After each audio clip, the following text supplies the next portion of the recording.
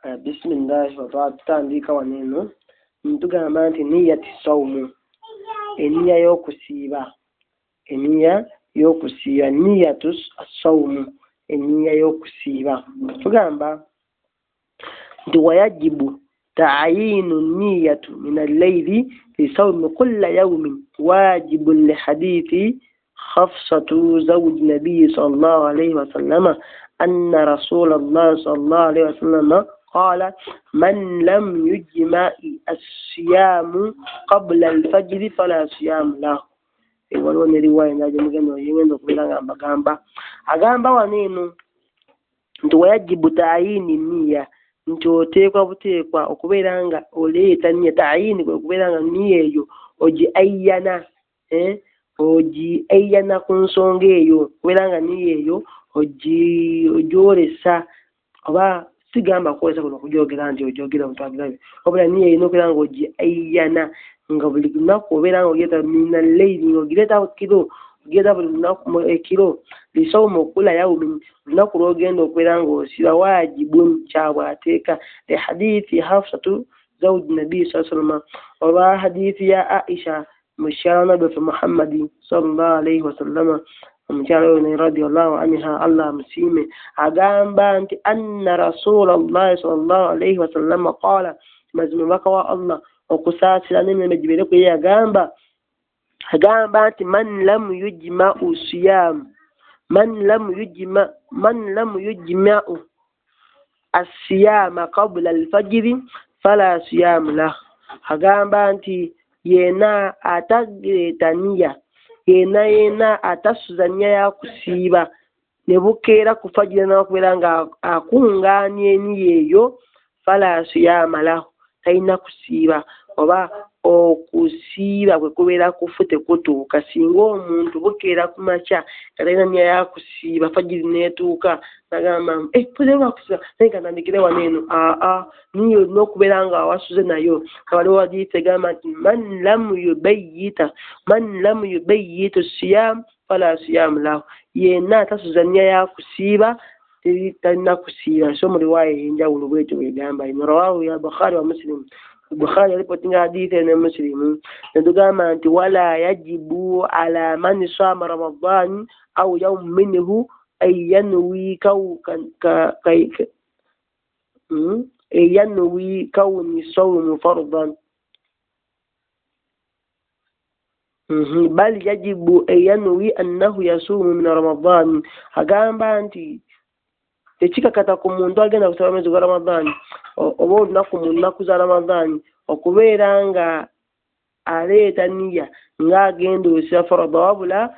alina okubeera nga aleeta niyya ey'okusiba ng'agenda osiba Ramadani ne bw'oba nga oli mukuzawo kuliwanya enkyanga kuliwayo olunaku lwa Ramadani bw'otyo agamba nti wayajibu anniya era kiri wajibu okweta niyya likulli yawmi buli lunaku li anna kulla yawmi ibadatu mufradatan olw'okuba nti buli lunaku ibada zeeyawudde lunaku olwo nti lunaku ibada za lunaku olwo n'agamba nti fayahtaju ila niyya ate nga zaza zetaaga niyya lunaku lw'ogenda okusiiba mwezi gwa Ramadani lunaku luba lweyawudde luli mustaqilla lwetongodde nti ate nga luba lwetaaga kukola ki buli lunaku luba lwetaaga niyya yaalwo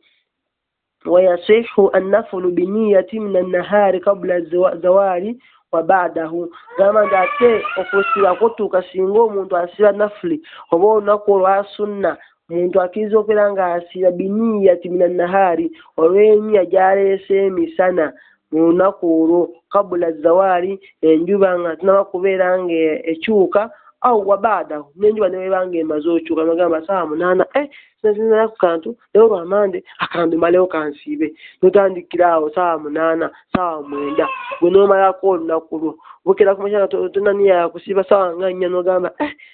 ekyayi ogenda okubuuzaako kyayi teri kyayi gyonywa kyayi gamba amalega taniya esiiba kantandikira wano okusiiba gwe nootandikira bwe olunaku olwalutuufu era olwofunamu empeera naye Ramadani teri bwekyo Ramadani niya olina kubeera nga ogireeta bifo ogireeta kiro otunaba kubeera nga okola ki ng'otunaba kubeera nga osiiba n'agamba wano nti ekyo kyo kibeerawo ku nnaku za sunna bisharuti alla yakuna akala au shariba shay'an qabla niyatihi. Oba wakulizo kamu nti kasinga obeera nga tewaddewo kantu koona wadde okunywako nga tunaba kujjuza niyo eyo. Singa oba olidde eba tebikyakola, naye singa oba tunaba kulyawo kantu koona koona paka sanga 6 osobola okutandikirawo n'osiiba n'omalako luba lutuufu mu nnaku za sunna. Naye ate Ramadaani olina kubeera ng'osula n'eniya oba olina okubeera ng'okola ki ogisuza. Kyebagambye wali nti taayinu niya yonna okubeera ng'ogiraga nomanya notaniya nti yakusiira lunaku lwankya. Then hukum man nawa iftar, alamu lwaki omuntu alese niya ey'okusiibuluka. Hukum man nawa al iftar, alamu lwaki omuntu alese niya ey'okusiibuluka nti nze zikanduveemu alamu lwaki. Tugamba wano nti waman nawa al iftaru aftara waswara kaman lam yanwi asiyamu likatu'ihi an-niyya. Tugamba wano nti omuntu yenna atanye y'okusiibuluka nti nze kankiveemu kansiibuluke, aftara abeera asiibulukuse waswara era n'afuukanga n'abeeranga kaman lam yanwi asiyamu, n'abeeranga oyo ataaleeseeko wadde ennya y'okusiiba. Agamba nti likatu'ihi an-niyya, olw'okuba nti aba asazizaamu eniya. Ate nga twagamba nti okusiiba kulina empagi 2, an-niyya wal imsaaku. So nti eniya eba evuddewo, empagi eba ogimenyeewo n'ibaada eba evuddewo. So ibaada eyo okubeera ng'ekyaliwo eniya yesooka okulembera, then neweziddako okwerekeza imsaaku. Kati eniya weeba teriiwo n'ibaada teriiwo. So tetwagamba nti an-niyya wa al-ikhlaasu hiya lubbul amali, gwe mwoyo gw'eki